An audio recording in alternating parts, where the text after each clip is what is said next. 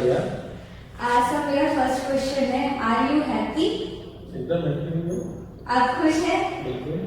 ये क्वेश्चन थोड़ा सा ट्रेजिक है क्योंकि आजकल लोगों के पास सब कुछ होता है फिर भी वो खुश नहीं होते। तो सर मैं जानना चाहूंगी कि आपकी स्टूडेंट लाइफ कैसी रही? मैं बेसिकली गांव का हूँ। रायगढ़ जिले में खरसिया एक तहसील प्लेस है, वहाँ से 11 किलोमीटर दूर जो शक्ति जिले में एक देवरघटा एक गाँव है, और वहाँ से मेरी स्कूलिंग हुई है। और उसके बाद रायगढ़ खरसिया में जो प्रोग्राम है वहाँ हाई स्कूलिंग हुई, 12th मेरी खरसिया हुई है। उसके बाद फिर मैंने डिप्लोमा किया, और डिप्लोमा के बाद मैंने AMI किया। तो पूरी जर्नी जो है बहुत अच्छी जर्नी थी। बचपन में जो लोग हैं उनमें से बहुत से लोगों से अभी भी मेरा कनेक्शन है, गांव से मेरा कनेक्शन है, खरसिया से मेरा कनेक्शन है। तो बचपन में जिन भी लोगों का साथ मुझे मिला, सब लोगों से मेरा अभी भी जुड़ा, तो बहुत अच्छा बचपन था। सर आप हमेशा से ब्राइट स्टूडेंट थे? गांव में मैं हमेशा अपनी क्लास में फर्स्ट आता था, लेकिन मुझे ये लगता है कि मैं अपनी क्लास में जरूर फर्स्ट आया था। बट ओवरऑल जो है अगर हम बाकी और लोगों के बीच में अगर हम देखें तो उसमें हम बहुत अच्छे नहीं थे। सर आपने कौन से एग्जाम्स दिए? यहाँ आने के लिए पहले स्टेट सर्विस के लिए मैंने ट्राई किया था, स्टेट UPSC मध्य प्रदेश के समय में, और IAS की तैयारी के लिए UPSC state PSC Madhya Pradesh के समय में, और IAS के लिए UPSC का जो एग्जाम के लिए दिल्ली चले गए थे। तो दोनों एग्जाम हमने ट्राई किया था, जिसमें मुझे स्टेट PSC में मेरा सिलेक्शन हुआ। आप राजनांदगांव के SDM भी रह चुके हैं शायद? ये मेरी राजनांदगांव में यहाँ पे SDM के रूप में भी काम करने का अवसर मिला है, नगर निगम कमिश्नर के रूप में भी काम करने का अवसर मिला है। बाद में फिर यहाँ पे एडिशनल कलेक्टर ADM के रूप में भी काम करने का मुझे अवसर मिला, और अभी कलेक्टर के रूप में मेरी सरकार ने भी यहाँ पे कोशिश की। सर आप जब ट्रेनिंग के लिए गए थे तो वो फेज इजी था या कुछ चैलेंजेस आए? ट्रेनिंग हमेशा अच्छा होता है, ट्रेनिंग में कुछ सीखने को मिलता है, नए फ्रेंड्स बनते हैं, वहाँ पे नई चीजें मिलती हैं। तो जब कभी भी कोई चैलेंज होता है, कोई चैलेंज दिखता है, कोई नई चीज होती है, तो उसको एंजॉय अगर हम करते हैं तो इजी हो जाता है, अगर उसको टफ मानते हैं तो कठिन हो जाता है। सर वर्क लाइफ बैलेंस से आपका क्या कहना है उस पर? देखिए, लाइफ में अगर काम को एंजॉय करेंगे तो काम बहुत अच्छे से होता है।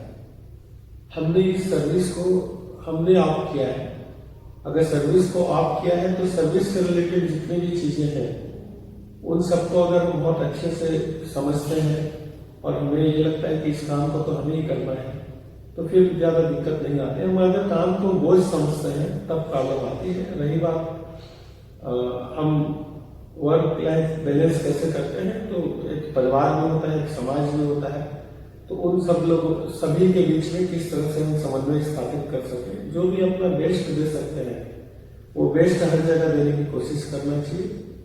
और परिवार वाले बहुत कुछ समझते हैं सर्विस मानने के बाद, तो वो भी समझते हैं कि सर्विस ऐसे है जिसमें टाइम थोड़ा सा हम लोग कम दे पाते हैं, और इस चीज को वो समझते भी हैं, तो इसके बाद ज्यादा तकलीफ नहीं होती। सर जो स्टूडेंट्स अभी पढ़ रहे हैं जिनको IAS बनना है, उनके लिए आपका क्या टिप्स एंड गाइडलाइन होंगी? मेहनत का कोई विकल्प नहीं होता है, हार्ड वर्क का कोई विकल्प नहीं होता है। आपको किसी भी फील्ड में आगे बढ़ना है तो आपको ये समझना पड़ेगा कि उस फील्ड में जो लोग हैं उन्होंने क्या स्ट्रेटेजी अडॉप्ट की, कितनी मेहनत वो की। अगर IAS UPSC की हम बात करते हैं तो आपको सबसे पहले आपके ऑप्शनल सब्जेक्ट्स कौन से होने चाहिए, किस सब्जेक्ट में आपकी रुचि है, किस तरह के क्वेश्चंस आते हैं, उन सब पे बहुत डीप आपको जानना चाहिए, और प्रायोरिटी भी साथ में हमको डिसाइड करना होगा। क्योंकि लास्ट मोमेंट पे हमारे पास इतना समय नहीं होता है कि हम फिर से सारी चीजों को उतना समय दे पाए। तो लास्ट मोमेंट पे हमको किस तरह से पढ़ना है, अगर हमारे पास ज्यादा समय है तो हमें कैसे लीग में जाना है, कॉन्सेप्ट क्लियर होना चाहिए सारी चीजों का। हम जो भी पढ़ते हैं तो उसका कॉन्सेप्ट क्लियर होना चाहिए कि ऐसा है तो क्यों हुआ, कौन सी परिस्थितियां थी जिससे ये चीजें हो रही हैं।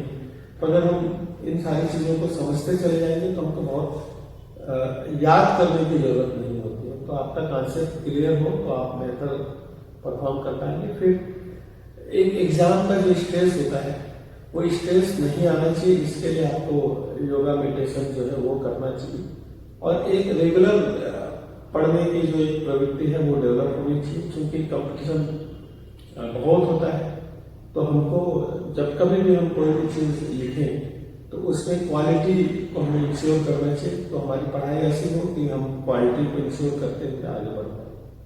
सर आईएएस की सर्विस में कितने घंटे काम करने पड़ते हैं? ये 24/7 ये सर्विस होती है। तो नॉर्मली जैसे ऑफिस का जो टाइम होता है उस ऑफिस के टाइम में चीजें कंप्लीट हो जाती है, बट बहुत सारी ऐसी चीजें हैं जो ऑफिस के बाद भी आपको सोचते रहना है। आप कहीं विजिट कर रहे हैं तो भी आपको सोचते रहना है। आप पर्सनल आपने छुट्टी लेकर के आप कहीं घूमने गए हैं तो भी आपके दिमाग में रहता है कि ये चीजें मेरे जिले में भी होनी चाहिए। तो कहीं ना कहीं वो बैक ऑफ द माइंड जो है चीजें चलती रहती हैं। और कई बार क्योंकि लैंड ऑर्डर से भी जुड़ा हुआ ये पोस्ट होता है, बहुत सारी ऐसी चीजें होती हैं जो आपको ऑफिस टाइम के बाद भी जो है ना आपको काम आपको करते रहना होता है। कई बार ऐसा होता है कि रात में भी हमें फोन आते रहते हैं, लेट नाइट भी फोन आते हैं। तो ये टाइम आप उसको घंटों में आप नहीं कर सकते। तो डिपेंड करता है कि कभी कोई ऐसा एक्सीडेंट हुआ जो मिडनाइट में हुआ है तो फिर आपको सब छोड़ करके वहां पे जाना होगा। तो इसको आप घंटों में आप इसको नहीं डिफाइन कर सकते। सर आप प्रेशर से कैसे टैकल करते हैं? सीनियर्स का प्रेशर एंड पॉलिटिकल पार्टीज का प्रेशर? देखिए अल्टीमेटली सब लोगों का उद्देश्य यही होता है कि पब्लिक हित में बढ़िया काम हो, अच्छा काम हो, क्वालिटी से काम हो और लोग गवर्नमेंट की जो स्कीम्स है उन स्कीम्स का बेहतर लाभ ले सके। तो उसके लिए हम लोग प्लान करके पहले से ही अगर हम प्लानिंग कर लें कि ज्यादा से ज्यादा सारी स्कीम्स का ज्यादा से ज्यादा लोगों को लाभ मिले, तो सबका तो यही पर्पज है। सीनियर ऑफिसर्स भी उसी चीज की मॉनिटरिंग करते हैं, पॉलिटिशियंस भी चाहते हैं कि गवर्नमेंट की जो ऑलरेडी स्कीम्स बनी हुई है उन स्कीम्स से ज्यादा लोगों को लाभ मिले। तो जब आप सब एक ही उसमें रहेंगे, एक ही लाइन पे अगर सब सोच रहे हैं तो फिर कोई प्रेशर नहीं रहता है। और सर जब लाइन्स मैच नहीं करती तब आपको तो लाइन मैच कराना पड़ेगा। गवर्नमेंट की जो स्कीम्स है उन स्कीम्स का लाइन एक ही है। गवर्नमेंट की जो भी स्कीम्स है उन स्कीम्स का ज्यादा से ज्यादा लोगों को लाभ मिले, जल्दी लाभ मिले, यही लाइन है। इसी लाइन पे सबको आना पड़ेगा। पॉलिटिशियंस भी ऐसा नहीं है कि इसके विपरीत आपको कोई काम बोलेंगे, क्योंकि उनके लिए भी हर 5 साल में उनके लिए भी एक कठिन दौर होता है जिसमें उनके पास क्या अचीवमेंट है ये भी दिखाना है। तो अल्टीमेटली इन स्कीम्स के माध्यम से ही वो लोगों को दिखा पाएंगे। तो इसलिए उनका भी यही रहता है कि जो भी स्कीम्स है उन स्कीम्स का ज्यादा से ज्यादा लोगों को लाभ मिले। कई बार ऐसी चीजें होती है कि हो सकता है कि रूल्स रेगुलेशंस पॉलिसीज कुछ ऐसी हो जो शायद आज हमारे कुछ लोग ऐसा बोल रहे हो कि भाई ये अब पुरानी स्कीम्स हो गई, पुरानी पॉलिसी हो गई, अब नया हमको इस तरह की चीजें करनी है। तो उसके लिए आपको लगता है कि वो जो भी चीजें बोल रही है उससे लोगों का हित है और वो हित ऐसा है जो स्टेट के हित के विपरीत नहीं है, देश के हित के विपरीत नहीं है, तो उसके लिए भी प्रपोजल भेजा जा सकता है, भेजते हैं हम लोग, ताकि जो भी बहुत पुरानी पॉलिसी है जो अब इररिलेवेंट हो गई है वो पॉलिसी में अगर संशोधन हो सकता है तो उसमें संशोधन करने का भी हम लोग प्रपोजल भेजते हैं। सर करप्शन के बारे में आपका क्या ख्याल है? जैसा हम लोग देखते हैं कि भारत बहुत तेजी से आगे बढ़ रहे हैं और जितनी ज़्यादा फेसलेस चीज़ें होंगी, टेक्नोलॉजी का जितना ज़्यादा उपयोग होगा उतना ज़्यादा इस पर कंट्रोल हो सकता है। और बहुत सारी आजकल सर्विसेज ऐसी हैं जो ऑनलाइन हो गई है। इस तरह के डीबीटी का जैसे आप देख रहे हैं कि बहुत सारे स्कीम्स ऐसे हैं जिसमें लोगों के खाते पे सीधे पैसे जाता है। तो इस तरह की चीजें आएंगी तो इस पर कंट्रोल हो जी सर, राशन गांव में आप बहुत समय से हैं, बहुत समय गुजारा है आपने, आपका क्या ख्याल है? How do you feel about ration गांव? राजनांदगांव बहुत अच्छा शहर है और जैसा संस्कार धानी के नाम से इस शहर को जाते हैं, तो शहर और जिला सब लोग बहुत अच्छे हैं।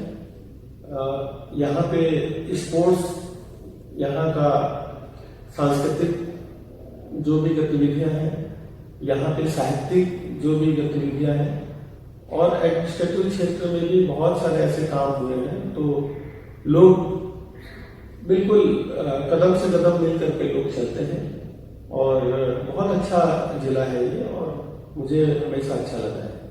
सर, आईएएस का पेपर आपने लिखा है तो उसमें मेंस में 9 पेपर होते हैं शायद, तो वो सारे पेपर्स डेली अलग अलग दिन होते हैं या साथ में होते हैं? आप पैटर्न बता देंगे पूरा? मैं क्योंकि पुराने समय में जो आईएएस का पैटर्न होता था उसको उस समय में लिखा था, उसमें 2 ऑप्शनल सब्जेक्ट्स होते थे, तो 2 और सब अलग अलग पेपर्स अलग अलग दिन उस समय होते थे। अभी पैटर्न चेंज हो गया, अभी ऑप्शनल 1 हो गया है, 1 सब्जेक्ट है। तो चीजें लगभग वैसे ही हैं, बस ऑप्शनल सब्जेक्ट्स कम हो गए हैं। सर्विस लाइफ में तो बहुत सारी स्टोरियां हैं जो हमें कई बार ऐसी चीजें हो जाती हैं कि वो स्टोरी के रूप में फिर याद रह जाती है। जैसे मैं एकदम अर्ली टाइम पे जब मैं सर्विस ज्वाइन किया था तो उस समय मेरी पहली पोस्टिंग प्रोविजनर के रूप में डिप्टी कलेक्टर जब मैं सेलेक्ट हुआ था तो बिलासपुर जिले में था, मुंगेर एरिया में था। उसके बाद फिर मैं बैकुंठपुर गया। बैकुंठपुर चूंकि बहुत ही उस समय बहुत ट्रैवल बहुल जिला है वो और हमारा नॉर्थ का जिला है, तो उस समय हम कहीं भी गांव में जाते थे तो गांव में भी लोग जो है बहुत अवेयर नहीं होते थे वहाँ पे। बट उस समय हमारे वहाँ पे कोरिया कुमार थे, हमारे मंत्री थे, रामचंद्र सिंह जी, बहुत ही वहाँ पे पॉपुलर थे, बहुत लोकप्रिय थे। तो उनकी बहुत इच्छा होती थी और उन्होंने बहुत काम भी किया है कि हर गांव में कुछ न कुछ पानी से रिलेटेड काम होना चाहिए।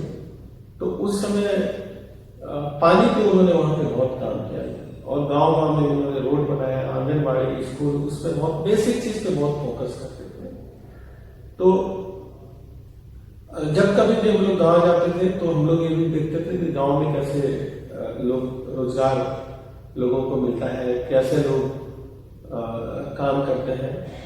तो लेकिन एक बहुत खराब बात वहां पे ये भी थी कि चूंकि वहां पे शराब का सेवन जो है ट्राइबल संस्कृति में एक माना जाता है, बट धीरे धीरे वो उनमें भी काफी अवेयरनेस आई है। दूसरा एक था जब मैं सीडीपीओ था 99 में, उस समय मेरी इच्छा थी कि मैं सभी जगह एक बार देखूं, सारे आंगनबाड़ी केंद्रों पे जाकर के कि टीकाकरण में उस समय मेरा फोकस था कि बच्चे छोटे हैं, टीकाकरण होना चाहिए। तो जब हम हेल्थ डिपार्टमेंट के साथ बैठ करके समीक्षा कर रहे थे तो एक गांव में टीकाकरण कम हुआ। हमने अपने सुपरवाइजर से पूछा कि यहाँ पे कम क्यों है, तो उन्होंने बताया कि लोग टीकाकरण नहीं करना चाहते। तो मुझे लगा ऐसा कैसे हो सकता है कि बच्चे अगर उनको टीकाकरण की जरूरत है और कोई भी पेरेंट्स ऐसा नहीं है जो टीकाकरण नहीं करना चाहते। तो मुझे लगा कि शायद कहीं ना कहीं कम्युनिकेशन गैप है, हो सकता है कि जितना प्रयत्न करना चाहिए उतना प्रयत्न नहीं हुआ होगा। फिर मैंने कहा कि मैं इस गांव में जहाँ पे टीकाकरण कम हुआ है मैं जा करके पेरेंट्स से मिलूंगा। उस गांव में जाकर के हम एक पेरेंट्स से मिले तो रियल में हमारे जो कार्यकर्ता थे, हमारे जो सुपरवाइजर थे, उन्होंने बहुत मेहनत की थी। पेरेंट्स एकदम एडामेंट थे क्योंकि इससे पहले जब उनका बड़ा बच्चा था उसका टीकाकरण हुआ था तो पहले स्वेलिंग हो जाता था, तो स्वेलिंग हो गया था तो उससे वो लोग डर गए थे। फिर बहुत इंसिस्ट करके हम लोगों ने उनका टीकाकरण, उनके बच्चे का टीकाकरण कराया। हमने यही बोला कि अगर आपको लगता है कि जिनके हाथों पहले टीकाकरण हुआ है उनसे नहीं कराना है तो हम दूसरे से आपके बच्चे का टीकाकरण कराएंगे। तो फिर अल्टीमेटली 1.5 से 2 घंटा हम लोगों ने वहां पे मेहनत की और उसके बाद फिर वो संवाद हुआ। तो कई बार ऐसा होता है कि आपको बहुत मेहनत करनी पड़ती है उनको कन्विंस करने के लिए और तब जाकर के चीजें पॉजिटिव होती है। तो दोनों ही इस तरह की चीजें हैं और मुझे लगता है कि अब चीजें बहुत इम्प्रूव हो गई हैं। अब हर पेरेंट्स अपने बच्चों को बेहतर करना चाहते हैं, तो अब चीजें काफी अच्छी हो गई। सर, आप अपनी लाइफ में किन चीजों के लिए कृतज्ञ हैं? ग्रेटिट्यूड्स ऑफ योर लाइफ। देखिए, मैं हमेशा बोलता हूँ कि जब हम होश संभाले उसके बाद हम लोगों ने जो भी सोचा कि हम ऐसा करना चाहते हैं और उसके बाद और बड़े हुए, फिर ये हुआ कि हम अच्छे नंबर से पास होना चाहते हैं, वो भी हमको मिला। उसके बाद हमें लगा कि हमें अपना कैरियर बनाना है, गवर्नमेंट जॉब में आना है, तो वो भी हमें मिला।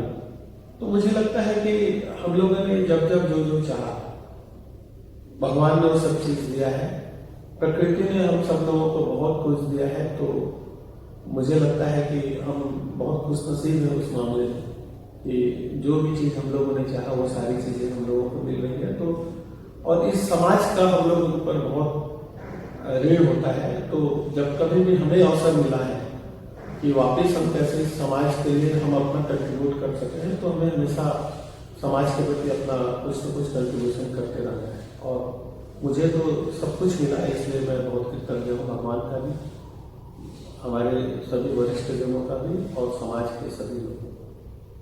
सर, सर्विस में आकर जिंदगी आसान हो जाती है? जिंदगी आसान कभी नहीं होती है। रोज आपको चैलेंज फेस करना होता है, रोज आपको प्रूफ करना होता है। अब सर्विस में है तो भी आपको वो सारे चैलेंजेस आएंगे, सर्विस में नहीं भी है तो भी वो सारे चैलेंजेस आएंगे। अगर सर्विस में नहीं है तो जी को पाने के और बहुत सारे तरीके हैं। तो मुझे इससे बहुत फर्क नहीं पड़ता है कि सर्विस में आने से चीजें आसान हो जाती है और सर्विस में नहीं रहे तो चीजें बहुत कठिन हो जाती है। ये डिपेंड करता है कि आप किन चीजों के लिए कितना मेहनत करते हैं, किन चीजों के पीछे कितना भागते हैं। अगर आप अपनी नीड्स को कम कर लेंगे तो चीजें बहुत आसान है।